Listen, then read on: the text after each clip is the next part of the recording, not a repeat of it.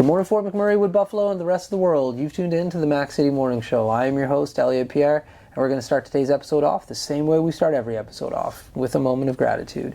I know you could be doing a million other things with your time, and the fact that you spend it with us truly does mean the world to me. So thank you. On that note, Tanner, hit him with the intro.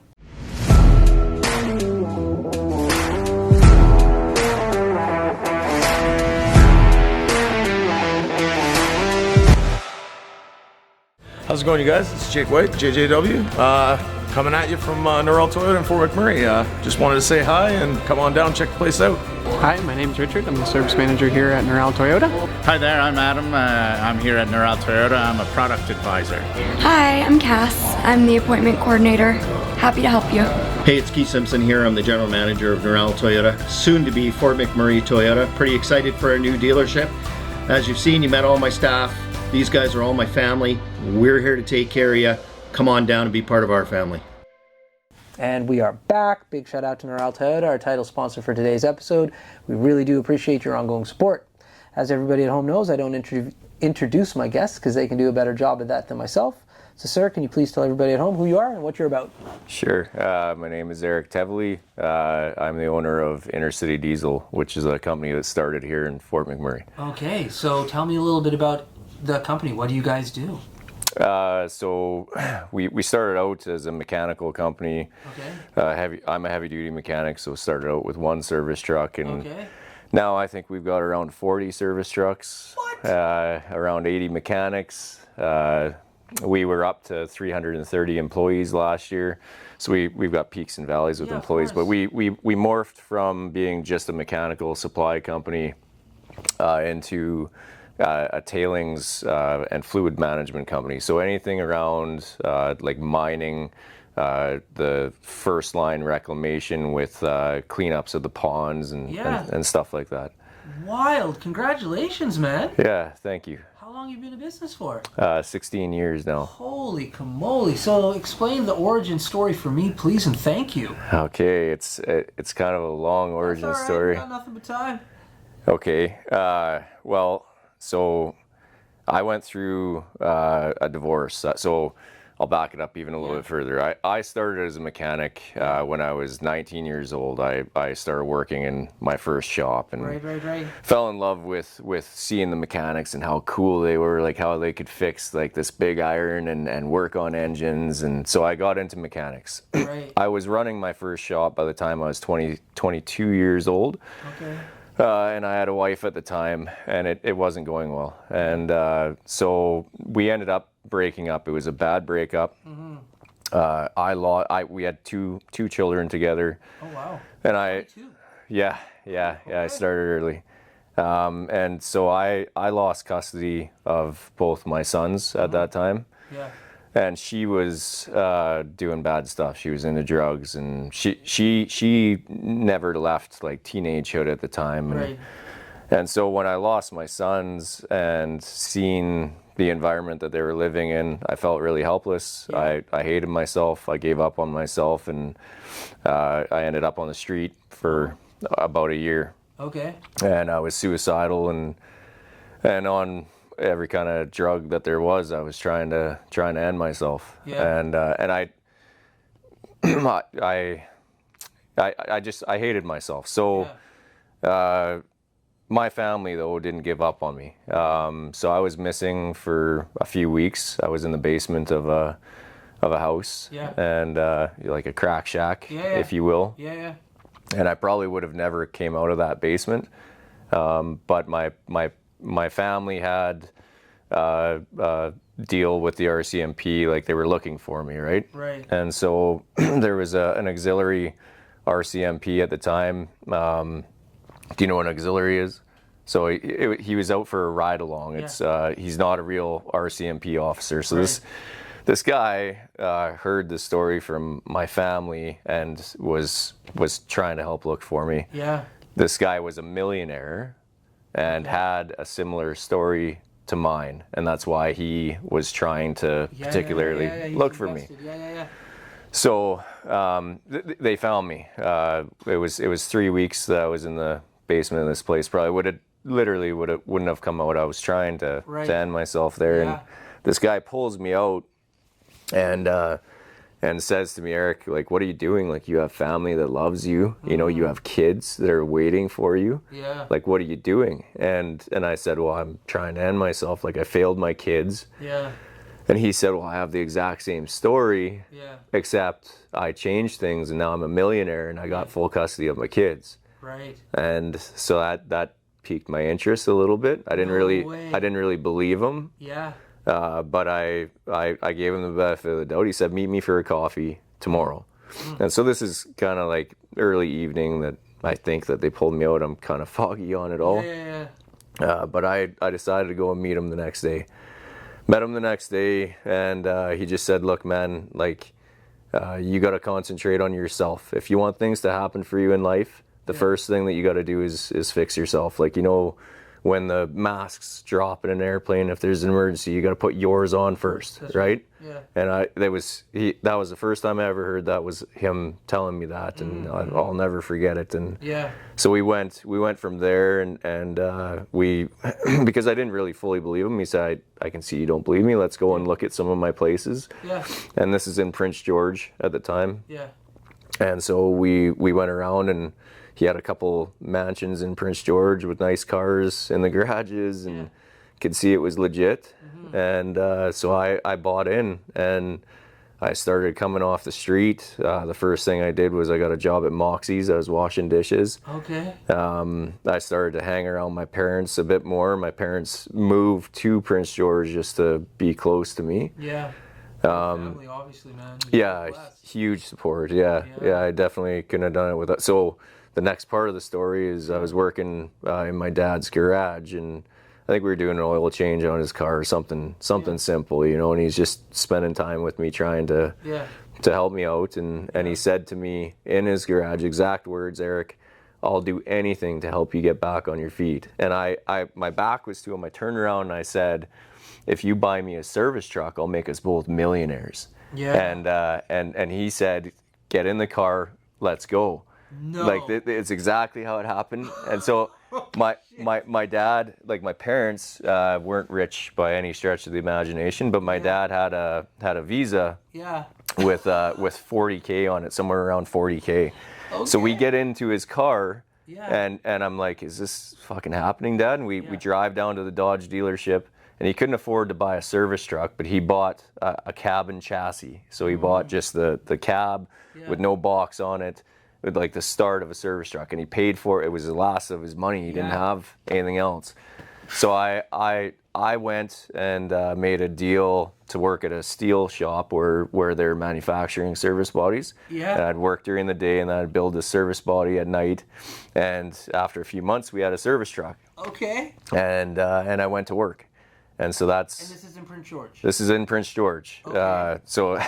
So then I started working, and it's just you, right? Just me, yeah. Okay. And there's not much money in Prince George, and I did a couple bigger jobs, and guys they were having trouble paying me, and I did my apprenticeship in Fort McMurray. Okay. And so I knew what Fort McMurray was all about, and I'm like, and my dad too, he's like, just let's go back up there.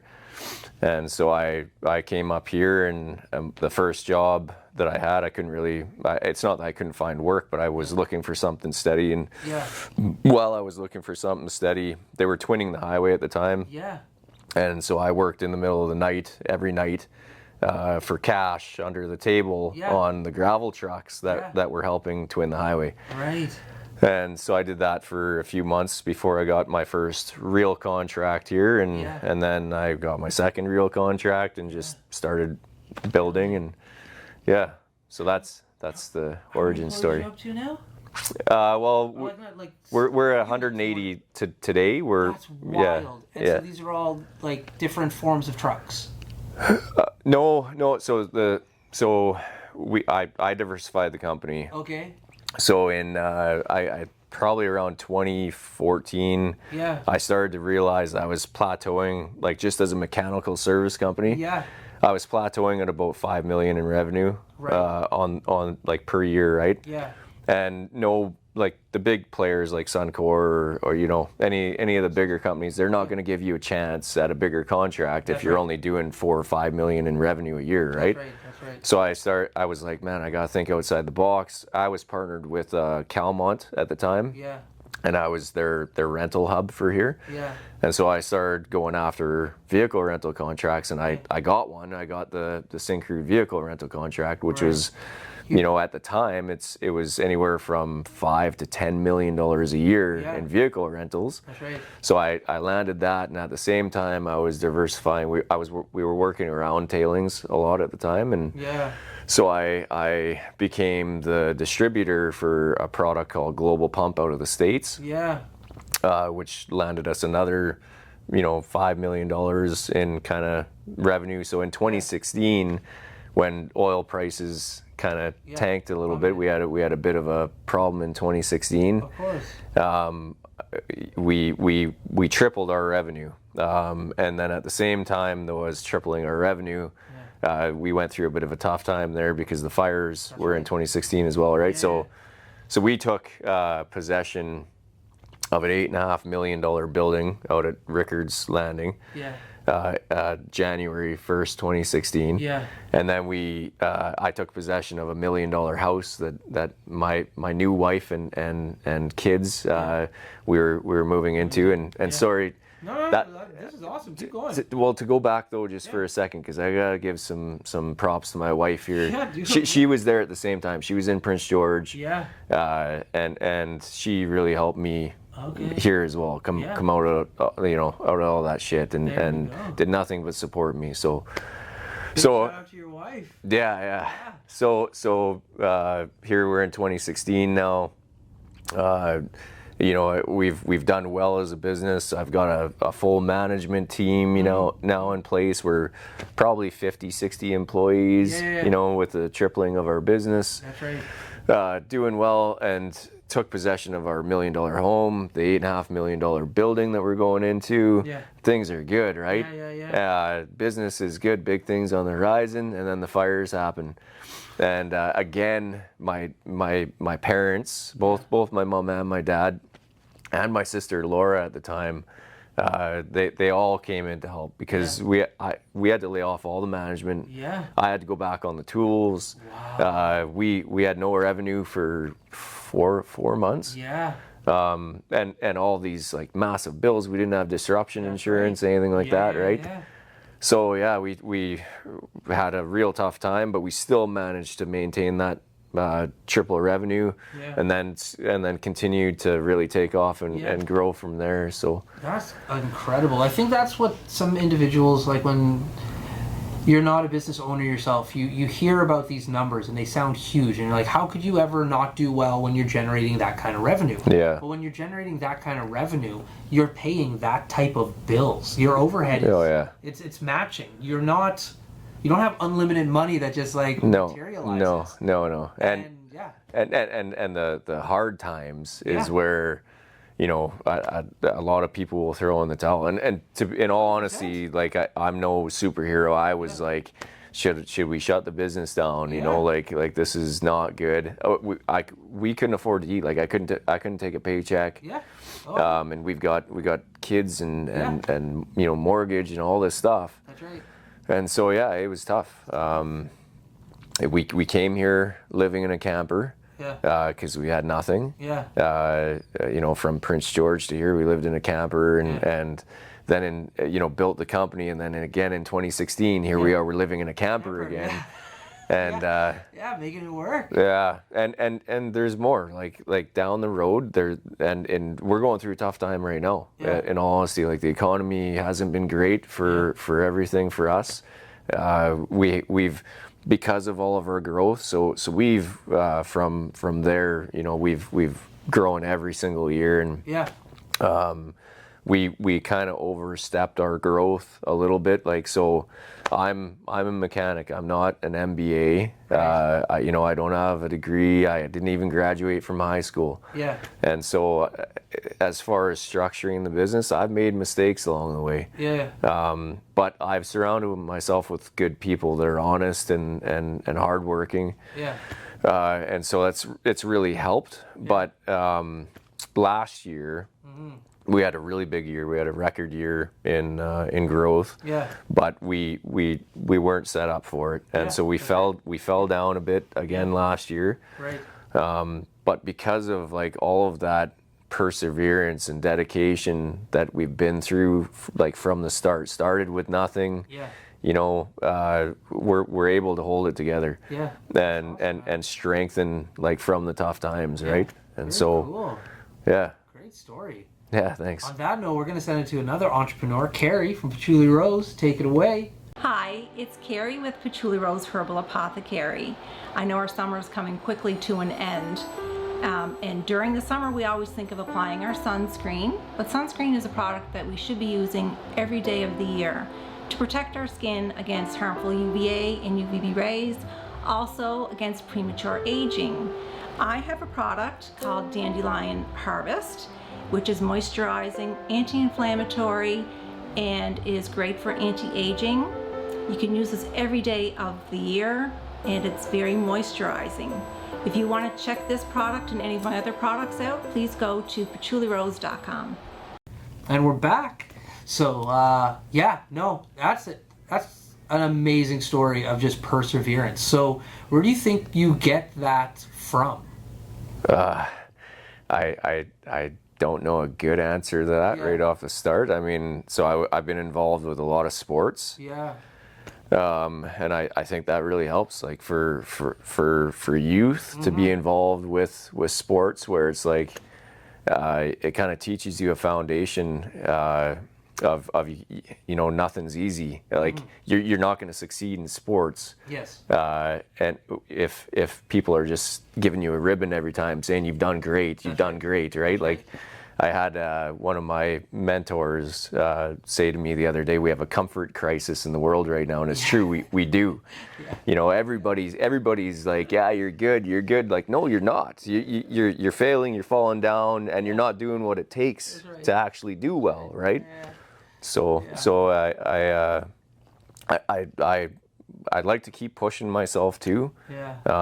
Right now, me and my wife are both Canadian champion kickboxers. Okay. And we've got worlds coming up here, and yeah, like You're a pretty interesting dude, bro. Just so you know, we were talking like for about a half an hour before we started filming. Yeah. How did that not come up? Yeah. Okay, keep going, please. Yeah.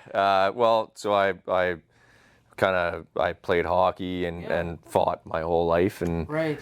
trained at Bowman's here quite a bit when I was living here, and Okay. it's just something that's in my blood. I love the competition of fighting, the uniqueness of being in a ring with one other person and figuring stuff out. Yeah. So where are you going to compete next? Calgary is where Worlds is this year for the WKU. Yeah. Wow. And so to qualify for that, like, was there many competitions prior to? Like, what's the benchmark you have to achieve before you get invited there? Yeah, so you've got provincials, and so you have to win provincials to qualify to go to nationals, and then you've got nationals where you got to win in nationals to qualify to be part of Team Canada. So okay. And so is this a hobby that you and your wife have had for a while? Like, because you've been together for a long time now. So where did this kind of place in the relationship timeline? Yeah, so that's a cool story. So I met Nikki, my wife. I met Nikki in a bar. Okay. And we just, you know, it was kind of instant. Hey, I like you. Yeah. And so we hooked up, but then we didn't see each other for a long time. That was just, it was like a one-time fling. Yeah. And then, when I was coming out of all the crap off the street, I started boxing again. So I go to this boxing gym that I've been part of since I was a kid. Right. And I'm training away, days and days are going by. All of a sudden, Nikki shows up at this boxing gym. Yeah. I'm like, hey, how are you doing? And so we started dating, but dating wasn't allowed in our boxing gym. Oh. And so we dated, I don't know, it was probably for a few months at least, 3-4 months. And everybody knew is the thing, but we thought we were being secretive. Yeah. So the head coach, like the more experienced fighters we would go and we would spar, and the whole team would kind of come watch when we sparred, right? And we would do it once a week or whatever. And so I get called in, and there's a few other guys, and it's usually the guys, but he calls Nikki in as well. Yeah. And we're not really thinking anything of it. We're all gearing up. Yeah. And then the coach, the first ones that he calls into the ring, he's like, Eric and Nikki. Yeah. And the whole team was like, ooh, like they all knew right away, right? Yeah, yeah. That's wild. That's so cool. So it's a passion that you've consistently kept up with then. Yeah, we've had 3 kids along the way, and so you know, there's been times where she couldn't train and stuff like that. Of But course. And are your children involved? our one daughter is doing karate. Okay. We've had our boys go through and taught them how to do some stuff. And That's really cool, man. yeah. That's really cool. Well, listen, this show is on a timeline, so we're out of time, unfortunately, for Right. them, because you and me are going to still continue to talk for a little bit afterwards. But before I cut you loose, everybody gets a shameless shout-out or plug. So you have the mic, the camera, the lights. Have fun. To give a plug to somebody. Shout-out, plug, anything, man. Your business, your wife, your car, your dog, the air. We've had some pretty unique answers. Right. Well, this is the Fort Mac show. I guess I would give a shout-out to Fort Mac. Like, this place gave me my start. This place allowed me to grow my business. This place supported my family for all these years. And like anybody, there's still people that talk bad about Fort Mac, and I'm like, you guys don't know what you're talking about. Fort Mac is a beautiful place. It's amazing to raise a family. There's nothing but good that's come out of here for me. There we go. So awesome, man. That's a good shout out. Well, Fort McMurray with Buffalo, the rest of the world, that's been another episode of the Mac City Morning Show. From the bottom of my heart, thank you so much for tuning in. It means the world to me. Big shout out to our title sponsor, Neural Toyota, as well as Carrie from Patchouli Rose. Thank you both for your support. Hope everybody at home is having a great time, and we'll see you tomorrow. Peace. What a deadly old way to end another morning show. Later, boss. It's so ballistic!